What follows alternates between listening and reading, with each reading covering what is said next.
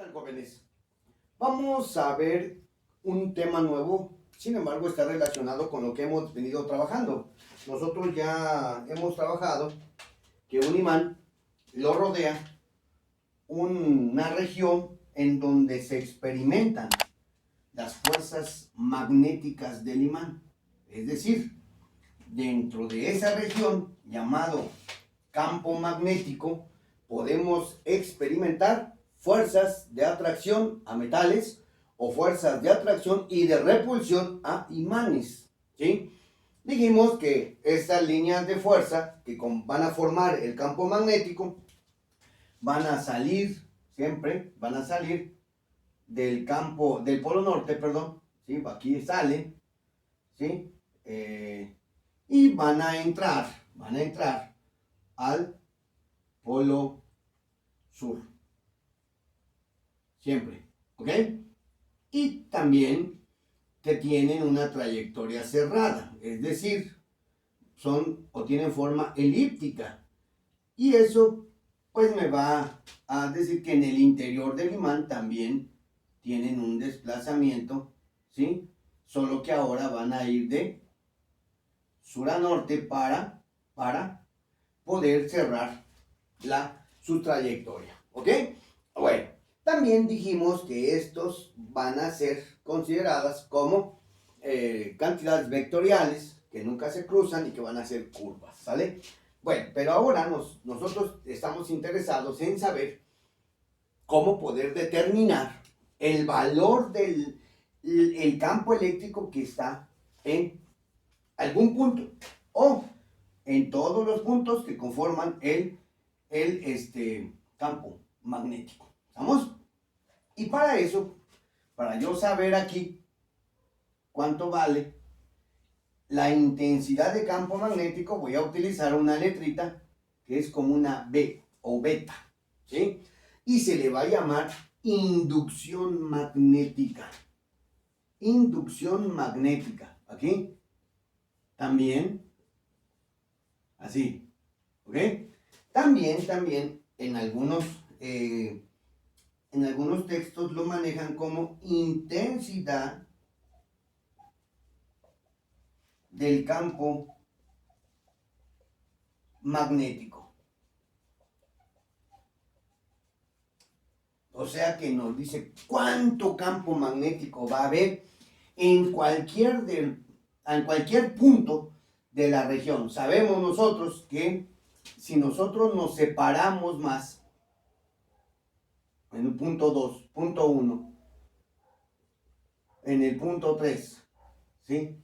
Y por acá, en el punto 4, sabemos que el campo magnético se va haciendo cada vez más débil y que el máximo valor del campo magnético lo vamos a tener en los polos y del mismo valor. ¿Por qué? Pues porque la masa magnética son uniformes, ¿sí? Entonces tenemos la misma cantidad de campo magnético en el polo norte que en el polo sur, ¿ok? Entonces, si nosotros queremos determinar la intensidad del campo magnético, pues vamos a hacer una relación con respecto a la fuerza magnética, ya que tiene una similitud a lo que es el campo eléctrico. Entonces, el campo eléctrico, si ustedes recuerdan, era la fuerza por unidad de carga. En este caso va a ser la fuerza por unidad de polo magnético o de masa magnética, como quieran. Masa magnética. ¿Qué quiere decir? Que nosotros necesitamos, lógicamente aquí va a ser fuerza magnética. Que nosotros necesitamos, ¿sí? Para saber cómo determinar la intensidad del campo magnético, yo necesito colocar aquí un imán imaginario, ¿sí? Y se le va a llamar un imán de prueba, igual que la carga, que va a tener de frente un polo norte. Claro, vuelvo a repetir, yo ahí pongo nada más el norte, pero de este lado va a estar el sur, ¿sí? Pero a mí nada más me va a afectar el norte, ¿sí? Es un polo imaginario cuya masa magnética o polo magnético es aproximadamente 0. O sea que únicamente lo voy a necesitar para encontrar la dirección del campo, la dirección del valor del campo, de la intensidad del campo o bien de la inducción magnética, ¿sale? Entonces, si nosotros recordamos, pues la fuerza magnética es igual a la constante por el polo magnético 1 y el polo magnético 2 entre la distancia que hay de 1 a 2 al cuadrado.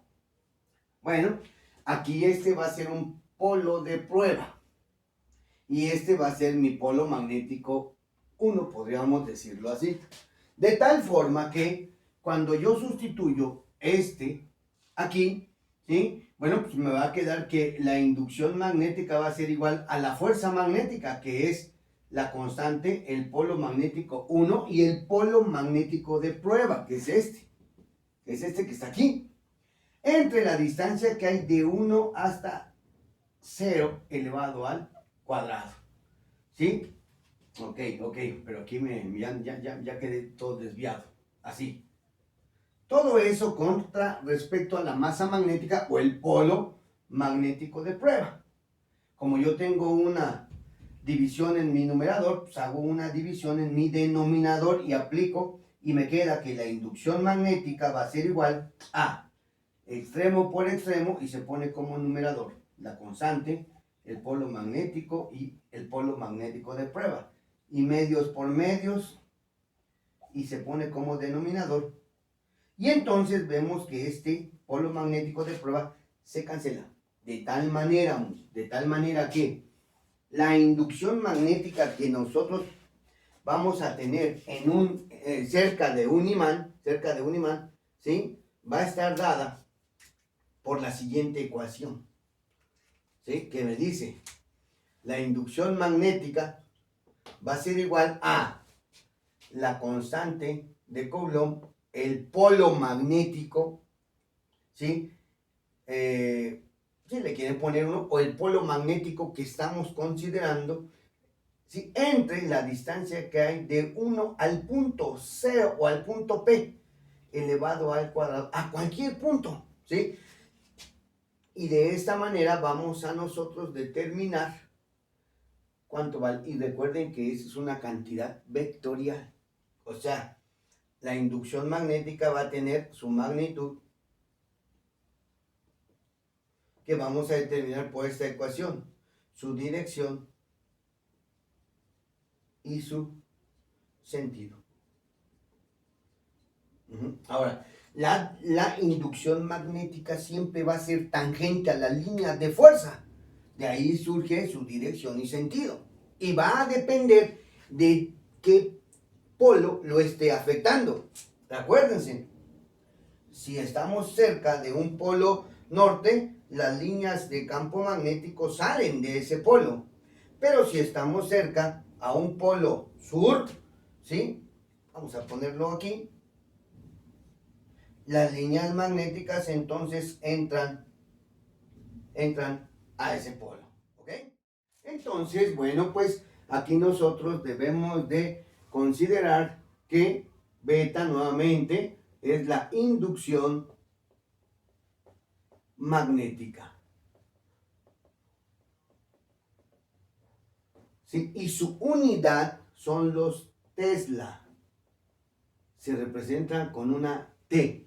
Y un Tesla es igual a un Weber sobre metro cuadrado. Vamos a ponerlo mejor. Un Weber sobre metro al cuadrado. ¿Ok? Eso va a ser mi inducción magnética. K es la constante de Coulomb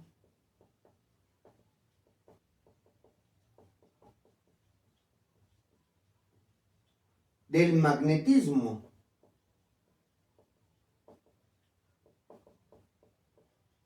Sigue valiendo 1 por 10 a la menos 7, ¿sí? Solo que ahora su unidad ya no va a ser Newton sobre metro cuadrado, sino va a ser Weber sobre Ampere por metro. Eso es igual que tener un Newton sobre Ampere cuadrado, ¿ok? Entonces, ahorita en este caso, esta unidad es la que vamos a utilizar. P, que es un polo magnético,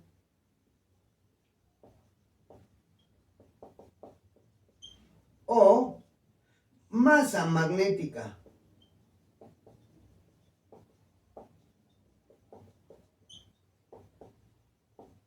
Y su unidad sigue siendo los amperes metro. ¿Ok? Y R, ¿sí?, es la distancia, ¿sí?, la distancia del polo a X punto dentro del campo magnético, lógicamente.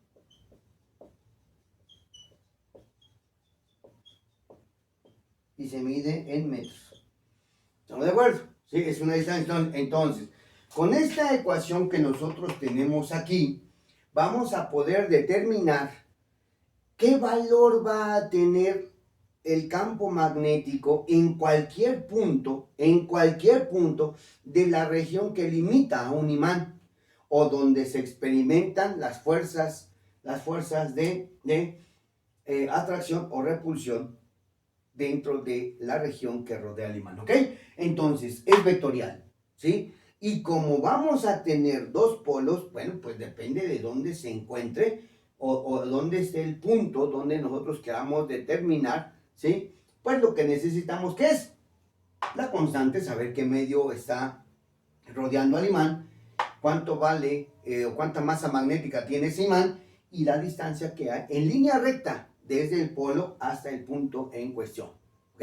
Y con eso podemos determinar. Por ejemplo, aquí queremos determinar cuánta inducción magnética vamos a tener en el punto A, en el punto B y en el punto C. ¿Ok? En este caso, como nosotros decimos que del polo norte salen las líneas de campo magnético, pues en este caso va a ir mi línea, bueno, aquí me fui medio chueco, pero tiene que ser en una línea recta, ¿no? Entonces, aquí mi vector inducción magnética en este punto tiene que ir hacia afuera del campo, así. En este otro, también así. Y en este otro, de esta misma forma, así. ¿Ok? Esos van a ser mis vectores de inducción magnética, ¿sí? Aquí yo puedo determinar su dirección, su sentido y su dirección, ¿sí? En estos casos es más complicado determinar su dirección, pero su magnitud, si yo quisiera saber cuánto campo voy a tener, pues yo lo único que tengo que hacer es aplicar la ecuación donde me dice que la inducción magnética es igual a la constante por el polo magnético entre la distancia que hay desde el imán hasta el punto, y eso va a estar elevado al cuadrado, en línea recta, ¿sí? Aquí nos dice que son 22 centímetros, sabemos que centímetros no los vamos a utilizar y que debemos de utilizar nosotros, ¿sí? Vamos a utilizar metros. ¿Qué es lo que tenemos que hacer? Pues dividirlos entre 100 para que estos 22 centímetros sean una distancia de 0.022 metros. Aquí sería 0.018 metros y aquí sería 0.012. ¿Cuál? 12 metros, 0.18 metros y 0.22 metros. Así, ¿ok? ¿Por qué? Porque lo tenemos que dividir entre 100, no entre 1000, ¿ok? Bueno, entonces, para el punto A, pues decimos aquí entonces que la inducción magnética en el punto A va a ser igual a la constante por el polo magnético por la distancia que hay del imán al punto A elevado al cuadrado. Eso va a ser igual.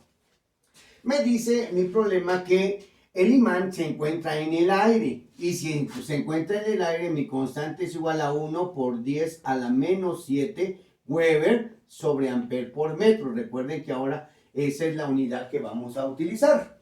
Entonces aquí sería pues 1 por 10 a la menos 7 Weber sobre amper por metro. que multiplica al polo magnético. Y aquí me dice que el polo magnético tiene un valor de 750 amperes metro. ¿Sí? Y todo eso va a estar dividido desde el imán hasta el punto A, que son los 22 centímetros o 0.22 metros elevado al cuadrado.